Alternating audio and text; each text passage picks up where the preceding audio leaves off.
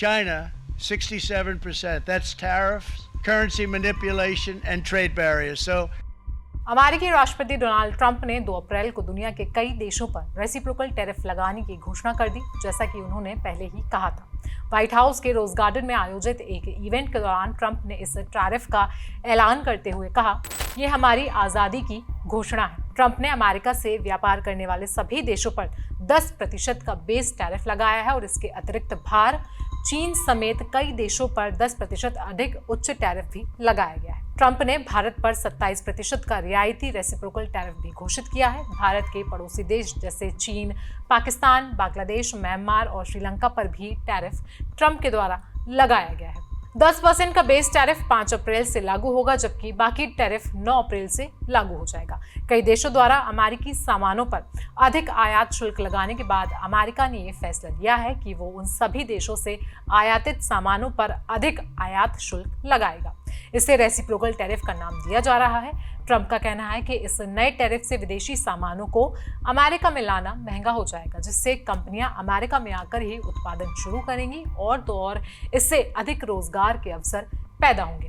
Trump ने इस दौरान कहा, दशकों से हमारे देश को दूर दराज के देशों, दोस्त और दुश्मन सभी ने मिलकर लूटा। अब हम दुनिया के देशों पर समान टैरिफ लगाएंगे। नमस्कार, मेरा नाम है आयुषी और आप देख रहे हैं जनसत्ता। ऐसे में चलिए अब जानते हैं कि ट्रंप के इस टैरिफ का असर भारत के पड़ोसी देशों पर कैसा पड़ने वाला है। सबसे पहले बात कर लेते हैं पाकिस्तान की। पाकिस्तान जो पहले अमेरिका से आयातित सामानों पर 58% का टैरिफ लगाता था, अब ट्रंप ने पाकिस्तान से आयातित सामानों पर 30% का टैरिफ लगाने की घोषणा की। 2024 में पाकिस्तान और अमेरिका के बीच 7.3 अरब डॉलर का व्यापार हुआ, जिसमें अमेरिका ने पाकिस्तान को 2.1 अरब डॉलर का निर्यात किया और पाकिस्तान ने 5.1 अरब डॉलर का निर्यात अमेरिका को किया। इससे स्पष्ट है कि पाकिस्तान अमेरिका से मुनाफे में था। अब पाकिस्तान के लिए अमेरिका में सामान बेचना कठिन हो सकता है, क्योंकि टैरिफ के कारण पाकिस्तानी सामान महंगे हो जाएंगे और तो और इससे पाकिस्तान को नुकसान उठाना पड़ेगा। पाकिस्तान के बाद बात कर लेते हैं चीन की। ट्रंप ने चीन पर 34% का रेसिप्रोकल टैरिफ लगाया है, जबकि चीनी सामानों पर पहले से 20% का टैरिफ था।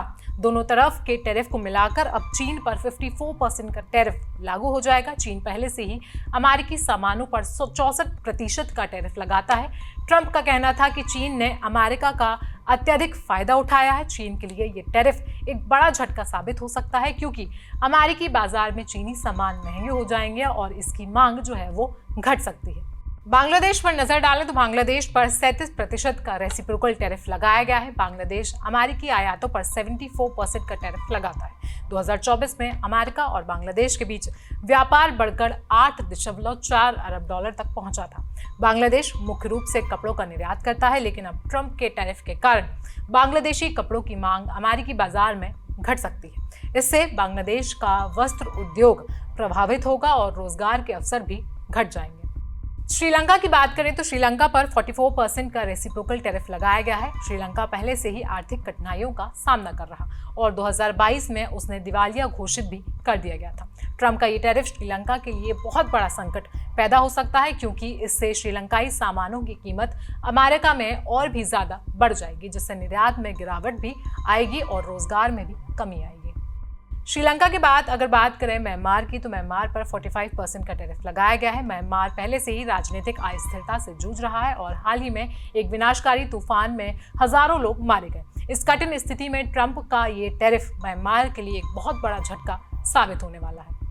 आखिर में ट्रंप के इन टैरिफों के बाद ये देशों के लिए एक बड़ा आर्थिक संकट उत्पन्न कर सकते हैं, जबकि अमेरिका के लिए ये कदम इकोनॉमिक इंडिपेंडेंस की ओर एक महत्वपूर्ण कदम माना जा रहा है। तो ट्रंप के इस पूरे टैरिफ कार्ड पर आपकी राय क्या है, हमें आप कमेंट सेक्शन में जरूर बताएं। और अगर आप जानना चाहते हैं कि ट्रंप के टैरिफ का भारत पर क्या असर पड़ने वाला है, तो आप डिस्क्रिप्शन बॉक्स में दिए गए लिंक पर जरूर जाएं। बाकी देश दुनिया की खबरों के लिए आप बने रहें जनसत्ता के साथ।